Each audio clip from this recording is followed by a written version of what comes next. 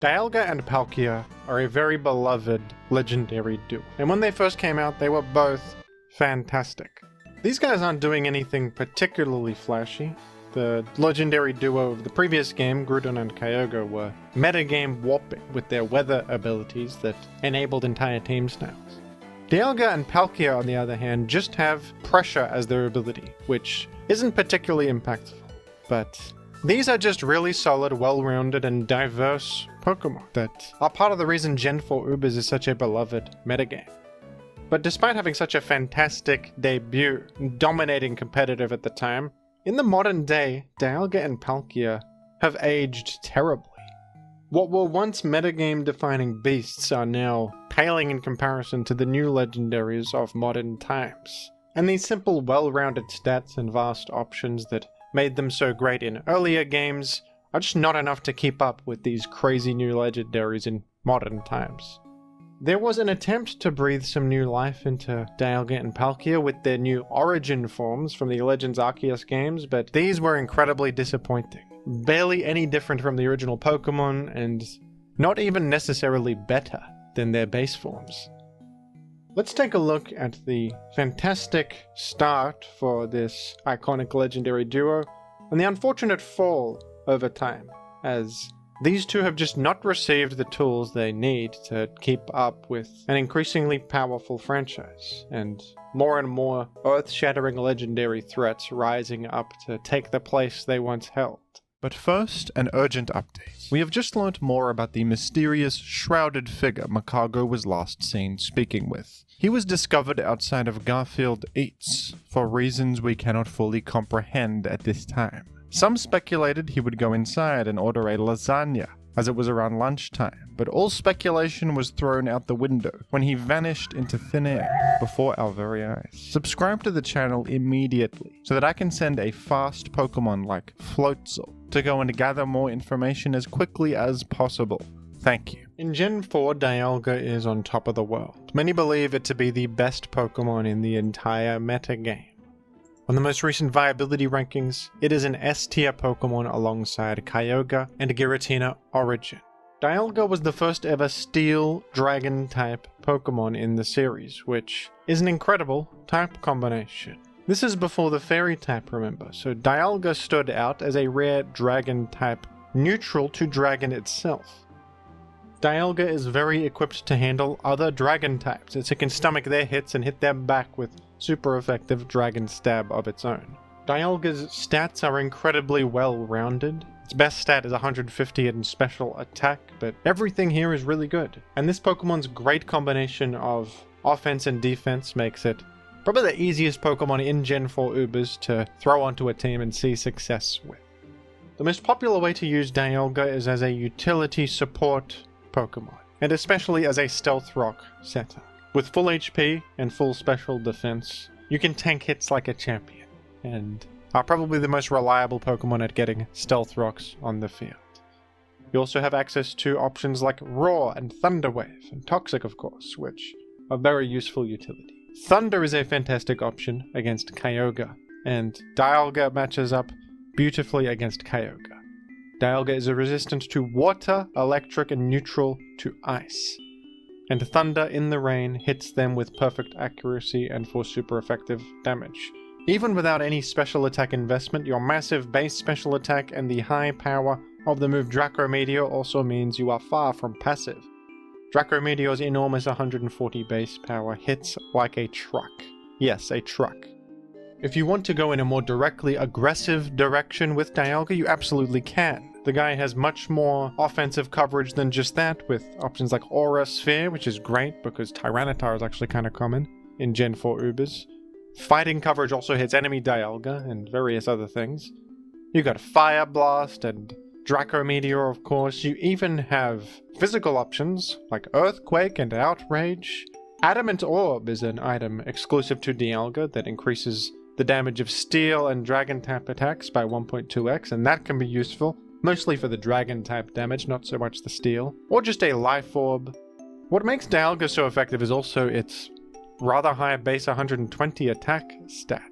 No matter how powerful you are as a special attacker, it's very easy to get completely destroyed by Blissey. the hardest special wall in the game. But because Dialga has a respectable attack stat and Stab Outrage actually threatens Blissey, it's a little bit more awkward to deal with a Dialga as an offensive threat. Speaking of Dialga's physical prowess, you can also just go in a directly physical direction with this guy, since it does learn Bulk Up. Bulk Up is a fantastic boosting move that grants +1 to attack and defense. This is a pretty excellent bait set, because if a special wall comes in to try and stomach your threatened special hits, it's going to be met with a rude awakening when you're boosting your attack and hitting them with big outrages. If you invest fully into HP and special defense and also boost yourself on the defensive side with Bulk Up, you're also near invincible in some scenarios. Most of the attacks that threaten Dialga are physical, like Earthquake and Close Combat and other such things. Dialga's typing is excellent to invest in special defense, so if you ramp up enough with your physical defense boosts, use Rest to not only heal you but eliminate status, and even Sleep Talk to be a bit more proactive, Bulk Up Rest Dialga is also an incredible set and can be a great win condition to plan around.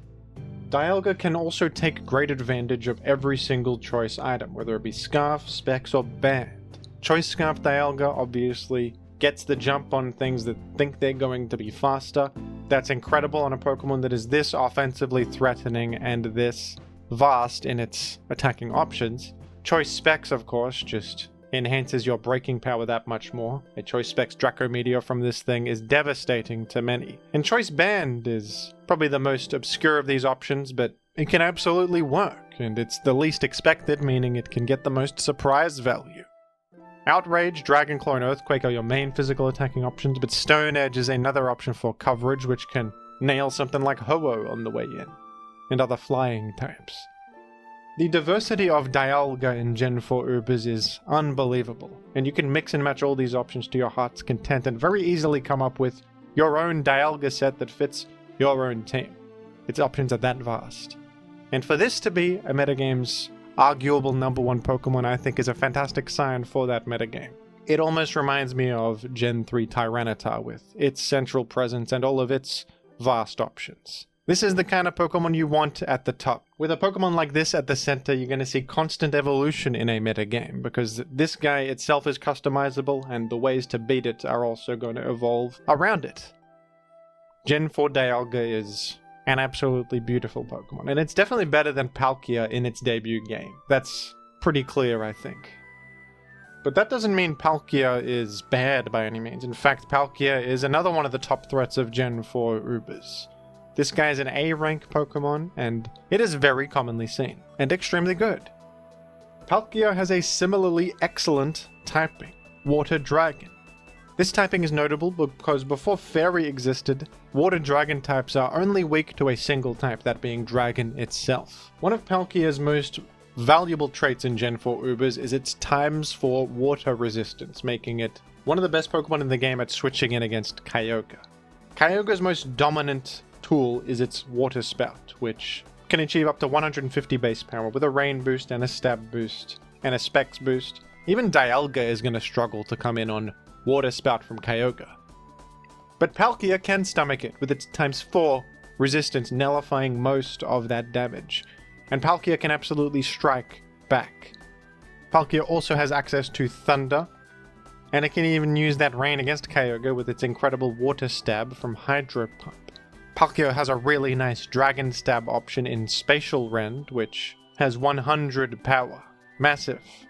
It does have 95 accuracy, so there's a slight chance you could miss, and only 8 PP too, but it has an enhanced crit chance to offset those drawbacks a little bit.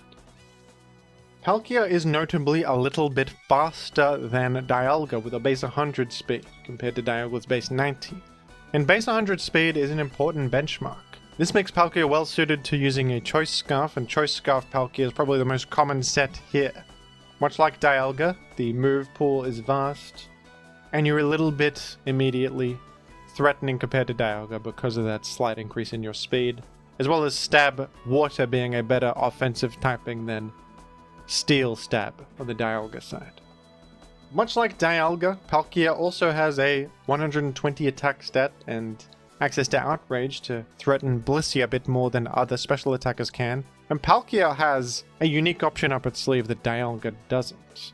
Because Palkia is standing upright and has access to its fists, Palkia can utilize the move Focus Punch. And Focus Punch is actually a really cool option on this. If you happen to predict a Blissey coming in, this is the perfect thing to click because it has a massive 150 power and is super effective. Dialga does not get any super effective physical coverage for Blissey like this. Sub Punch Palkia is an epic set, and it's one of my personal favorite ways to use the guy. Another cool physical option up Palkia's sleeve is Aqua Tail, with Water Stab and even Rain at your disposal if Kyogre is a teammate. That can be a little bit more of a reliable way to pressure Blissey, that also avoids the negative drawback of Outrage locking you in, which can be limiting. And I'm sure it's no surprise to hear that Palkia can be a great choice specs user as well, with its fantastic special attack stat, and all the same benefits Dialga shares. As you can see, these two are very similar Pokemon, but they are distinct in subtle ways, with some options unique to each, and the different typings allowing them to stand out and excel in different areas. Dialga's Dragon Steel typing leans it more towards a defensive utility role, with offensive stats still being an option, but being less popular. Whereas Palkia is more of an offensive Pokemon, usually. In the Gen 5 Ubers metagame, Dialga and Palkia are excellent for much the same reasons. Dialga is not quite on top of the world like it once was in Gen 4. It is no longer S rank, but it is A+ rank, which is still extremely good. And Palkia remains in the A rank in Gen 5. Things have changed in Gen 5 a little bit, with Team Preview existing, and some new faces being present, like Ferrothorn and the Arceus forms. But for the most part, these things don't detract from Dialga's excellence that much. Some other Pokemon suffered more from the transition to Team Preview, but Dialga is as solid as ever, with its incredible Dragon Steel typing just allowing it to fit on teams with ease, as a defensive Pokemon that has options like Stealth Rock and Roar, that incredibly customizable move pool, the utility of Thunder Wave, and just such fundamentally solid traits for the format. Access to Fire Blast is also feeling more useful now that Ferrothorn exists, and is usually a pretty good answer to Dragons, but not against Dialga. All the incredible set variety of Dialga, and the ability to run, the choice items, and bulk up rest sets and whatnot are all still incredible in Gen 5 too. Not much has changed. Even though Reshiram and Zekrom were the exciting new legendary dragons of Gen 5, Dialga has both of them beat, and so does Palkia. Palkia is ranked above both of the other Gen 5 dragons. Palkia's ability to switch in on Kyogre Water Spout and force it out is even more valuable in Gen 5 Ubers, I would argue, as Kyogre is on top of the world here as the #1 Pokemon in the format. So being able to switch in against Water Spout is more important than ever.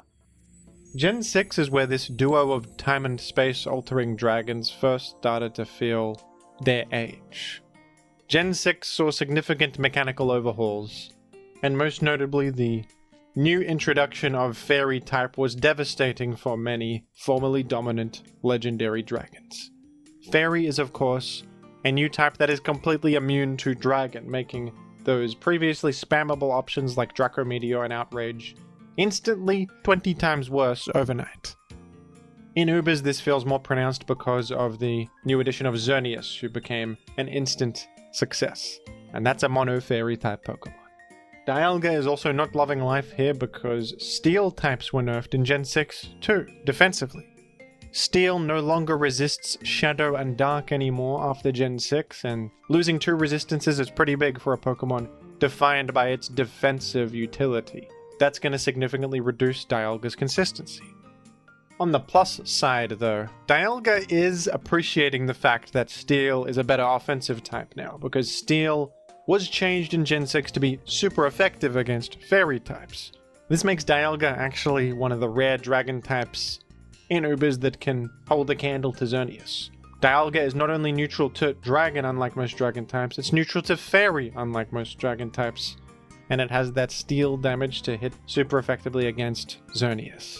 With that up its sleeve, as well as all of the traits that have helped it maintain viability for this long, like access to Stealth Rock, that vast move pool, options like Thunder Wave and Roar.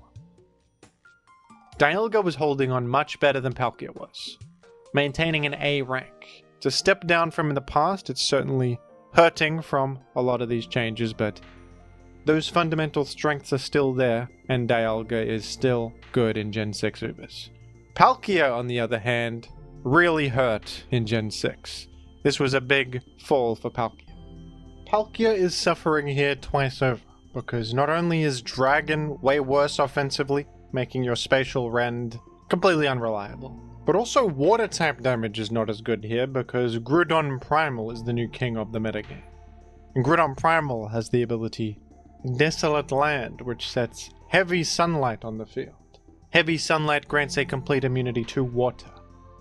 These metagame developments were atrocious for Palkia, and the poor thing fell all the way down to C rank. Some traits Palkia still does have is its access to Focus Punch, which can nail Blissey, and that's unique as an option on a legendary special attacker. That's quite valuable. And even though Groudon Primal threatens to switch in and nullify your water type damage, you can still hit it for big dragon type damage. It's weak on the special defense side, it's going to take a lot from spatial rend. But Palkia is a much more prediction reliant Pokemon in Gen 6, and that is just an inconsistent way to game generally.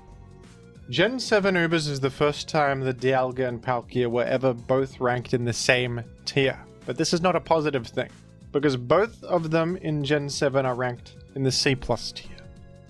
At least they are together in their mediocrity. While Dialga held on pretty strong in Gen 6 despite the world crumbling around it, Gen 7 was a little bit of a disaster for our favorite dragon. What really hurt Dialga here was just new superior steel types releasing that did Dialga's job, but better. The most notable was Necrozma Duskmane, a new psychic steel type Pokemon that is far superior than Dialga as a general defensive steel type legendary guy. Since it's a more physically leaning Pokemon with the excellent Sun Steel Strike, it also operates better as a check to Xerneas, and it has even more moveset variety, plus healing and different forms of boosting, and even the Ultra Necrozma form. Necrozma Duskmane is just destroying Dialga in every department. There's also another new steel type introduced in Gen 7, Magearna, who is also incredible. Magearna has a steel fairy typing, perhaps the best typing in the whole game possible. Magearna is the most solid check to Xerneas in Gen 7, with its typing being made to handle Xerneas, it seems, as well as the option Heart Swap, which copies Xerneas' boosts and gives them to you. That's a huge destruction. It even has Pivoting Volt Switch, Heal Bell for utility, Fleur Cannon as an incredible stab option to output some offense. Magearna is just far better than Dialga as a steel type utility pick, and with these two to compete with, Dialga just isn't as popular anymore. It has some merit. It's a bit more threatening to Groudon Primal than these other two steel types are with its Stab Draco Meteor, but generally that's not going to be worth it. The lack of pivoting, healing, diversity, and just inferiority to these two is terrible news for Dialga all around. Palkia actually got a small upgrade here from C to C+, but it's about as average as it was back in Gen 6. All the same issues are still affecting Palkia. But at least all the new stuff in Gen 7 Ubers didn't really negatively affect Palkia that much, so it feels around the same. Gen 8 Ubers was another big reset for the whole series, and a chance for these two dragons to maybe rise back up to the forefront a little bit, because a lot of the stuff that was giving them such a hard time was cut from the game. The Primals are gone, Megas are gone, Z-moves are gone, and Arceus is gone too, in Gen 8 specifically. Unfortunately, neither of these guys could rise above the B rank though. But uniquely, this is the first time Palkia has ever outranked Dialga in the series so far, because Palkia is ranked in the B rank while Dialga is down in the C rank.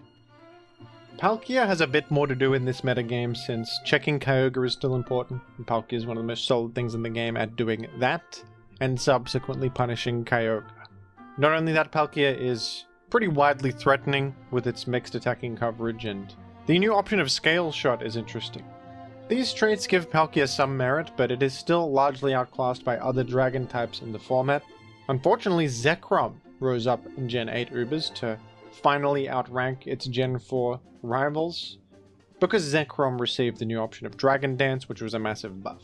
And Eternatus is the new big exciting dragon type of Gen 8, and Eternatus is really taking Palkia's job most of the time. It's faster, bulkier, has a better typing, has recovery, has more going on. It even has toxic spikes if you want.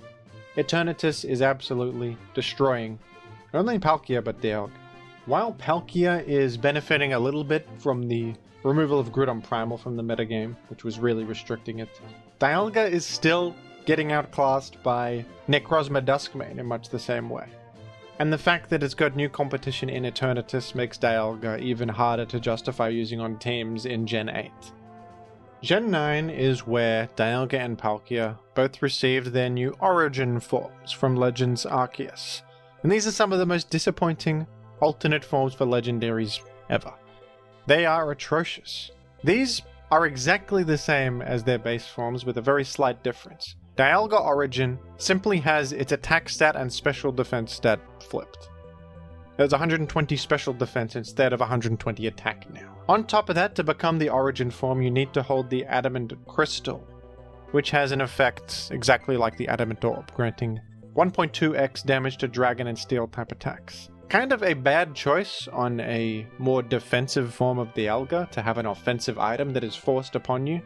This inherently reduces your item variety, and without any new ability or any exciting new option to really justify it, Dialga's Origin form is worse than the base form.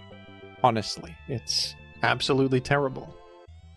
Palkia's Origin form at least has some more of a reason to exist. The difference between Palkia's Origin form and its base form is that it has 120 base speed instead of 100. Its attack and speed stats are flipped. And this is a better stat to increase, and with the forced Lustrous Globe, which is another offensive item with very similar effects, buffing water and dragon type damage, having high speed and this item is at least a sensical combination. You're a more aggressive form of Palkia, you will have a more aggressive item forced upon you. The speed increase is notable, but the lack of item variety here still might make base form Palkia a little bit better overall. In an absolutely tragic turn of events, Dialga, Palkia, and both of their Origin forms are all in D rank in Gen 9 Ubers. And take a look at the description of D rank on the forums here. These Pokemon are only Ubers by tiering and possess no real metagame niche. And this is a massive list of Pokemon, including some of the lesser Arceus forms, stuff like Espathra and Palafin and Roaring Moon, the lower end Ubers ranked Pokemon. And Palkia and Dialga, once near the top of the pyramid, the dominant forces of the entire Pokemon universe, are now in the D rank among Annihilate. I mean, what a fall from grace. There is a little bit of a silver lining here though, because in Gen 9 for the first time ever, a new format called Ubers UU was introduced, where a lot of these lesser Ubers have a place to exist. It's a tier in between Ubers and OU, for that middling power level of Legendary. And in that format, Palkia Origin is a fantastic Pokemon, and all of the Palkias and the Dialgas, Origin or not, are all much better there. But I still view this as a little bit of a disappointment, that Palkia and Dialga have fallen down a tier when they were once so dominant. It's a significant fall, and I hope that in future games they get something. I think Palkia and Dialga Origin should both be given some sort of distinct ability to set them apart. The fact that they have no distinct abilities is a little disappointing, especially when Giratina Origin from back in Gen 4 has Levitate, which is a massive ability change that made it so much better. Why didn't Palkia and Dialga get their own ability? I'm not sure. How do you think they should buff these Gen 4 heroes, folks? Let me know down below in the comments. And thank you for watching.